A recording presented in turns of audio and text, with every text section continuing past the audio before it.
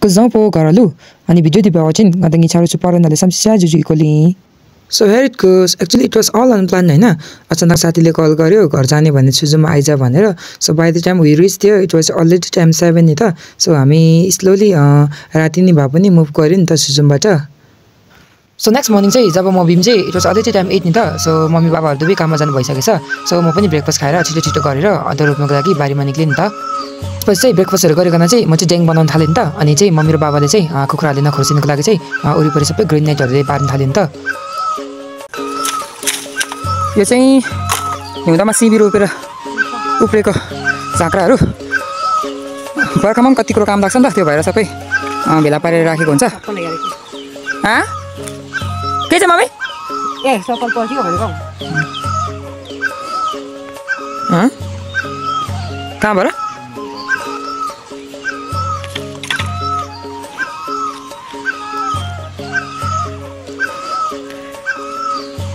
यो झाँक्रा चाहिँ नेट सँगसँगै बर्खे सिबी रोप्न लागि हो.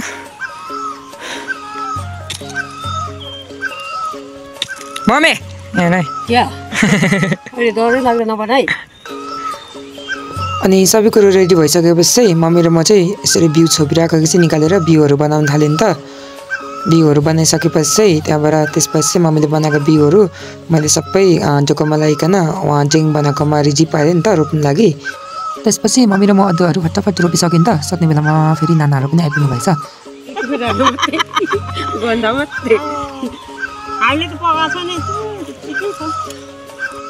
अनि त्यसपछि चाहिँ अदुवाहरु पनि सबै रोपिसके नि त. त्यही भएर चाहिँ हाम्रो गाईहरु चाहिँ यसरी मकै बारीको छेउमा आप्पा र आमाले बाँधिराखेको रहेछ नि त. गाईहरु हेर्दै मकै बारी हेर्न गयो नि त. यहाँ चाहिँ हाम्रो कोपा साग टिपिरहेको रहेछ. के चाहिँ कोपा? के भनेको? कहिले आउने अब अलि पछाडी हुन्छ होला छुट्टी भएर. बाजेले चाहिँ कोपाले चाहिँ पालाङ्गी साग भन्छ नि त. अब त्यो टिपिरहेको छ. सब्जी खान लागि हुन्छ नि त. एकदमै के भन्छ अब लोकल स्पेशल हो यो चाहिँ. राईहरूले खान्छ नि त. कतिजनालाई थाहै पनि छैन होला. एकदम स्पेशल लोकल सब्जी. कता जाने कोपा? कता जाने?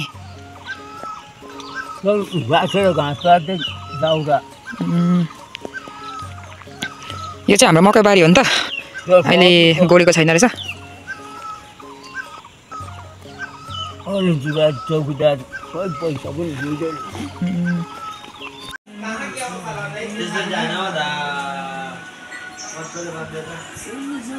छेत्री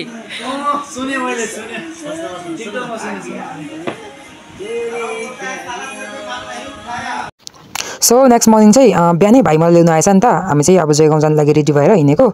सो मेरो त खासै सपिङहरु थिएन. तर कलेजमा साथीहरूले धेरै सौदाहरु पठाएको थियो नि त. सपिङहरु लुगाहरु के जातिहरु थुप्रो थियो नि त. सो त्यही भएर एक्लै जान लागि एकदम गरम भइरहेको थियो. अल्छी लाग्यो नि त त्यो. सो त्यही भएर साथी पनि उता गाउँबाट आइपुगेको थिएन. त्यही भएर भाइ ल्याउन आएछ नि त. भाइ र म चाहिँ अनि जयगाउँ जान लागि यहाँ पहिलाको फुटपाथबाट गयो. यो बाटो चाहिँ पहिला के भन्छ लकजङको टाइममा अब मान्छे धेरै हुँदाखेरि उता लाइन बस्नु.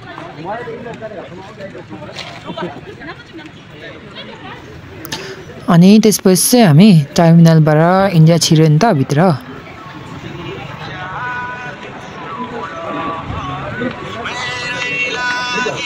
ओइ यहाँ जयगाउँमा छ.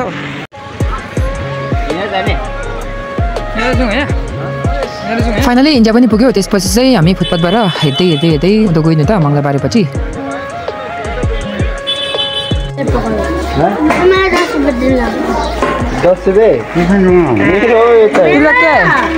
नाम बोलो. मेरा नाम है तिलक मारा. आप पढ़ाई करते हैं? हाँ. किधर करते हैं? हाँसी मारा. क्यों आया इधर? सो त्यसपछि हामीले पानीपुरी खान लागि गयो नि त. देखो ओ दोस्त थैंक यू बोलो. Thank you. तुम्हारा भैया दिया ना. ये भैया खा रहा है. तुम भी इधर देखो. ऐसे करेगा तो नेक्स्ट टाइम हम नहीं देगा. ठीक है ऐसे में नहीं देगा. ऐसे करेगा तो थैंक यू बोलो ना. Thank you.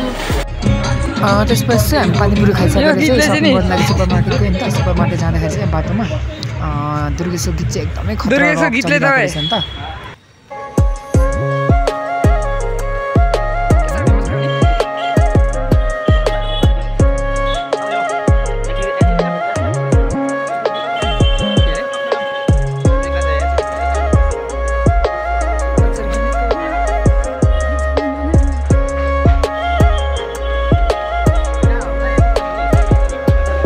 त्यसपछि फाइनली हामी सुपर मार्केट पनि पुग्यौँ नि त अनि चाहिँ सपिङहरूको लागि यताउता साथीहरूको सामानहरू सपिङ गर्न थाल्यो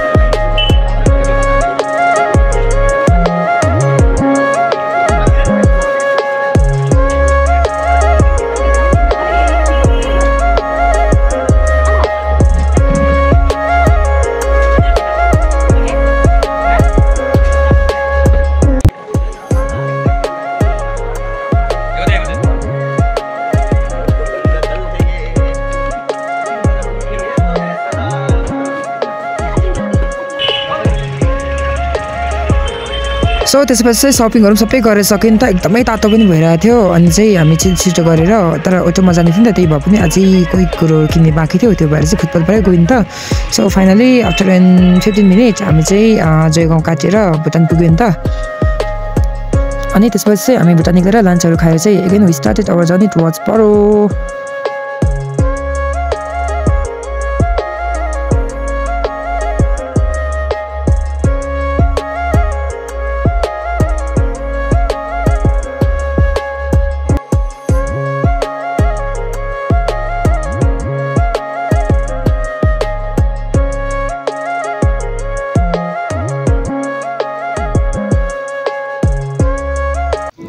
सो फाइनली गाइस 3 आवर्सको ड्राइभ पछि चाहिँ हामी फाइनली सुजुम पुग्यौँ नि त सुजुम पुगेर चाहिँ साथीहरू चाहिँ थिम्पू जाने थियो म चाहिँ पारो जाने थियो नि त सो त्यही भएर पारोपट्टि गएर हामीले त्यहाँनिर दोकानतिर भातुहरू खाइकन डिनर खाएर चाहिँ साथीहरू चाहिँ थिम्पू गयो अनि म चाहिँ पारो गयो that's all for today thanks for watching